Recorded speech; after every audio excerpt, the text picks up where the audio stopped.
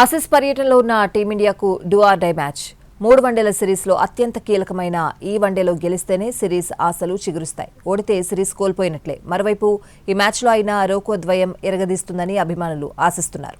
ఆస్ట్రేలియాతో రెండో వన్డే ఇప్పుడు భారత జట్టు అభిమానుల్ని విశేషంగా ఆకర్షిస్తోంది. పెర్త్ వన్డేలో భారత్ ఓటమి పాలు కావడం ఈ సిరీస్లో ఆసీస్ 1-0తో ఆధిక్యంలోకి దూసుకొచ్చింది. 3 వన్డేల సిరీస్లో అత్యంత కీలకమైన రెండో వన్డే ఇవాళ అడిలైడ్ వేదికగా జరగనుంది. ఈ మ్యాచ్లో టీమిండియా తప్పక గెలవాల్సిన పరిస్థితి. దీంతో భారత అభిమానుల అందరి దృష్టి అడిలైడ్ పైనే ఉంది.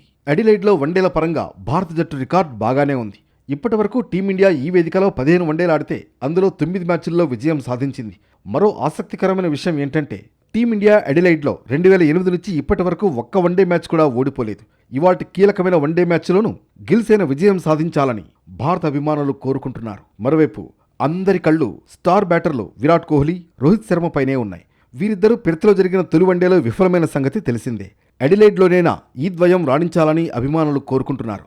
అయితే విరాట్ కోహ్లీ ముందు మరో రికార్డు సిద్ధంగా ఉంది. మరో 25 పరుగులు చేస్తే అడిలైడ్లో 1000 అంతర్జాతీయ పరుగులు పూర్తి చేసుకున్న తొలి విదేశీ బ్యాటర్గా నిలుస్తాడు.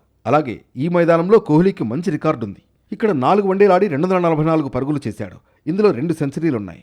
పెర్త్లో జరిగిన మొదటి వన్డేలో డకౌట్గా వెనుదిరిగిన కోహ్లీ అడిలైడ్ మ్యాచ్లో విజృంభించాలని ఫ్యాన్స్ కోరుకుంటున్నారు. రోహిత్ శర్మకు మాత్రం ఇప్పటి వరకు అడిలైడ్ మైదానం పెద్దగా కలిసి రాలేదు. ఇప్పటి వరకు ఈ గ్రౌండ్లో 6 వన్డే ఇన్నింగ్స్ల్లో కేవలం 147 పరుగులు మాత్రమే చేశాడు.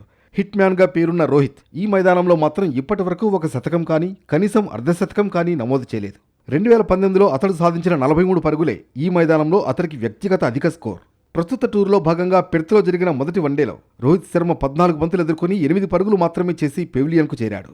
రెండో వన్డేలో అయినా అతడు రాణించాలని అభిమానులు ఆశిస్తున్నారు. పెర్త్లో జరిగిన మొదటి వన్డేలో వరుణుడు ఏకంగా 4 సార్లు ఆటకు ఆటంకం కలిగించాడు. దీంతో టీమిండియా లయ దెబ్బతింది. ఓ రకంగా ఆ మ్యాచ్లో భారత జట్టు ఓడిపోవడానికి ఇది కూడా ఓ కారణం.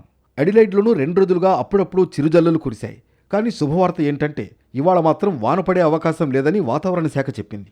మైదానం విషయానికొస్తే అడిలైడ్ పిచ్ పచ్చికతో కూడి ఉంది. ఆట ప్రారంభమైన మొదట్లో ఫాస్ట్ బౌలర్లకు సహకరించే అవకాశం ఉంది.